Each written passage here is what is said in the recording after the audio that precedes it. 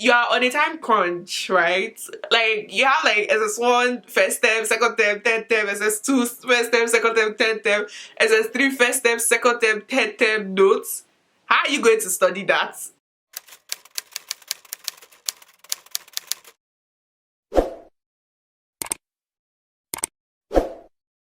Hi guys, welcome or welcome back to my channel. If this is your first time seeing me, I'm Omoye and welcome.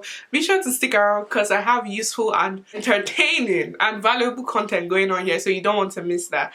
So today's video is a part 2 to a video I've made a while back, which was how to ace your JAMB, WAEC, NECO, basically your Nigerian final high school exams. I got a lot of questions on that video. Most questions were concerning how to study for the exam.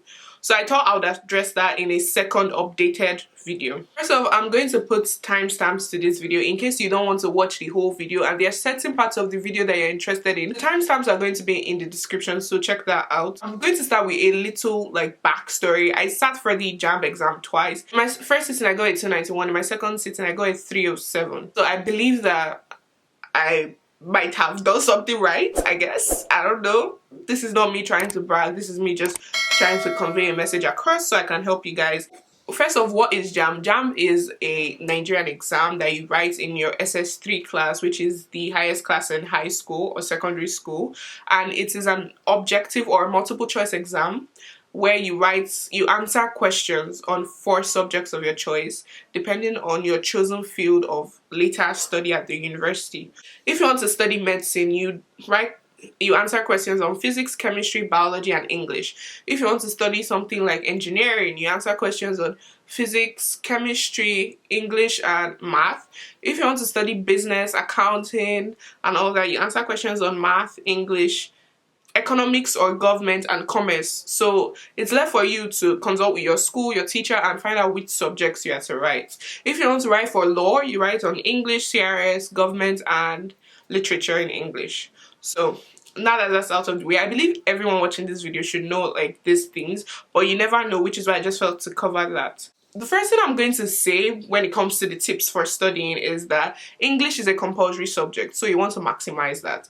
And with English, there are about 10 to 20 questions on the book of study for that year. So every year they give like a novel or a book, a story book basically, for students to study, and they're going to ask you questions on that book, like questions about the characters, questions about the plot, questions about things that happened in the book basically. This year I believe the book is Sweet 16, which lucky is a very short book and actually kind of interesting. So I would say read the English book twice. The first time, read it for fun, enjoyment, just read it like you're reading a story just for leisure. Then the second time, be more critical about the book. Read it and take notes of the details, facts, and things you can jot down so that like you can always go back to your notes and look at, oh, this is what happened. I feel like these are 10 to 20 questions that you can, if you study the book well, you can really maximize and get the best out of, which I feel like everyone should do this because English is a compulsory subject for everyone writing JAMB and it carries the most marks in terms of grading because it's compulsory. So I would say maximize your English course. Make the most out of it and just make sure that you grab your points in English if you can. Going to the scheduling part, I would say have a realistic plan or goal. A lot of people ask me, oh, when did I start studying? I would say I didn't really study for JAMB, especially the second time at all. What I would say is that I was very intentional in high school about like my coursework. So every exam I would write in school, like midterms, finals, and all, I studied for that. So when it came to JAMB, it was more of a revision, which may not be the case for everybody, and I understand that. It's okay if you didn't do that. I mean, you can't kill yourself. You can't go back and change that, but you can only target the future. Make the most out of the time you have now. Have a realistic plan. So let's say you were a C student. I mean, you can aim high, but aim realistically. That's what I would say. So if you're an average a C student, you could aim for like a B or an A in JAMB, just because like this is a cumulative. It depends on the individual. I'm not saying that you cannot aim for like A+ grades or whatnot. I know A+ is not the Nigerian grading, but you get what I'm saying. I'm not saying that you can't aim for high, but have a realistic plan just so that you are not so tensed and like frustrated and sad and you don't have all these emotions when you're studying for the exam. Set what you want and then set the total score. Let's say you want a total score of 300. There are 4 subjects. Break it down according to subjects. Oh, what are you aiming for in math? What are you aiming for in English? What are you aiming for in physics? What are you aiming for in CRS? What are you aiming for in literature? Just, I feel like it's easier when you break it down by subjects to have like a total idea, because then you know where your strengths and your weaknesses are, and you'll be very realistic when you're setting your goal. So I'll say is create a schedule for each subject. Like, create a timetable for reading. People ask me, oh, how many hours did I read a day? I don't really know because I can't remember. That was a while back. I just worked with my schedule. Create a schedule where you allocate time to each subject, and you just like, okay, this period of time I'm going to do this subject and I'm not going to lose focus. You have to be very disciplined when doing this.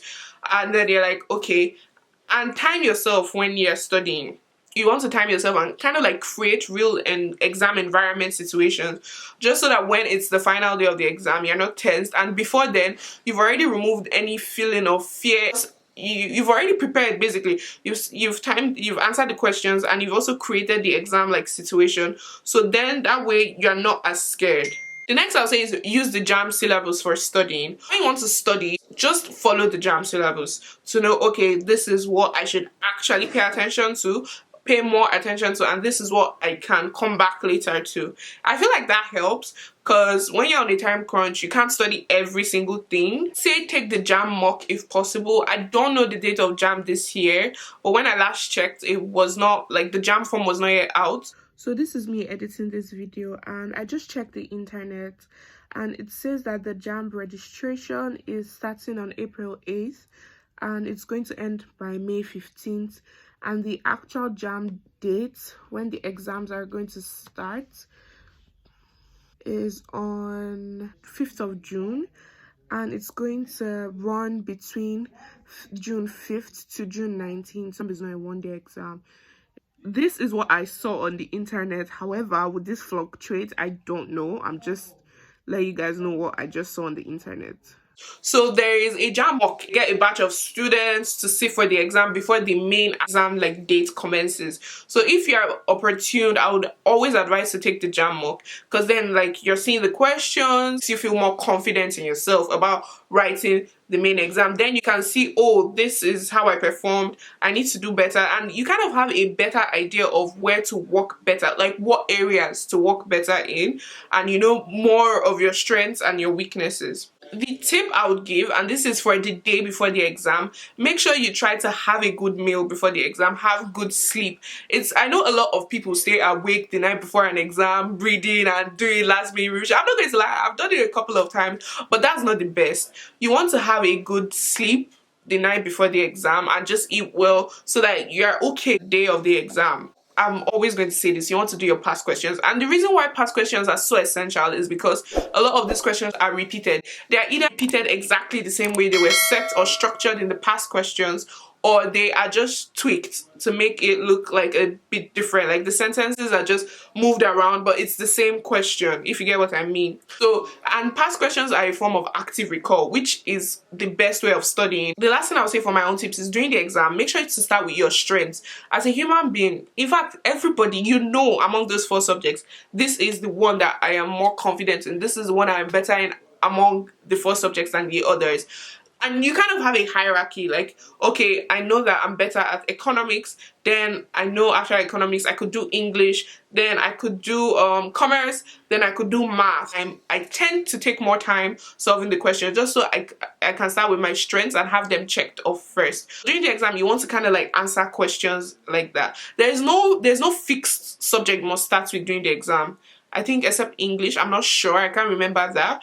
But yes, that's what I would say, just so you can save your time and you won't be scrambling like in the last minute. I feel like that helps a lot. I asked some of my classmates that also did really well in JAM when we sat for the exam for 1 or 2 tips they could give to like anyone sitting for JAM this year or in the following years. And this, I'm just going to read out their responses and let you know what they said. Okay, so the first person said that you should spend more time reading with recent past questions, which I kind of do understand. Like, this is 2021 as at the time I'm making this video. You could start like the last 5 years, so 2020, like that, rather than starting from 1980 something or 1990 something, because the tendency for them going all the way back there, like 1990 something or 80 something, to get questions is lesser than going back to recent years, because just because like the education syllabus changes or is modified every like 5. And he also said spend more time on subjects you're weaker in. I guess that has to do with reading. Don't neglect your weaknesses at all. Because you still want to potentially, like, because you still want to raise them. You still want to increase the chance of you scoring better than you would have originally scored if you neglected them. The second person said, I don't think there's really any point studying too much of your notes. Just focus on the past question papers and maybe study the repeating topics they set from. Which makes sense, because you are on a time crunch, right? You have SS1 first term, second term, third term, SS2 first term, second term, third term, SS3 first term, second term, third term notes. How are you going to study that in like 1 month or limited time? How? But when you engage in active recall, which is past questions, and remember, oh, I've completely forgotten this, I need to go back and like review it, because passive recall, just studying your notes, only increases your confidence. It doesn't really improve your memory. Yeah, and then when you study past questions, like certain years, up to like 4 or 5 years, you notice that there's a particular repeating topic or an area of a topic in a subject that keeps repeating. Then you would know that, oh, I actually need to go back and look at this area and read it and understand it. But studying past questions is not just about answering questions, which is something I always emphasize. You should always go back and look at, oh, why did I get this question correct? Especially if you guessed the answer to that question. You were not sure, you just kind of guessed and you got it right. You should go back and look, why did I get it? Or if you failed the question, why did I fail it? Try and understand it and understand the question itself, so that in case that question is repeated but in another form, you still understand the gist of it and you'll be able to answer that question. Thank you guys for responding to my question, and thank you for the advice. I just hope these tips are useful to you and helpful, and I wish you the best of luck in your exams that you're sitting for. Let me know what you think about this video, if you agree with the tips. If you have any other tips you would like to share with anyone, please comment it down in the comment section so that others can see and benefit from it. And yeah, that is the end of this video. I'll catch you guys in my next one. Bye.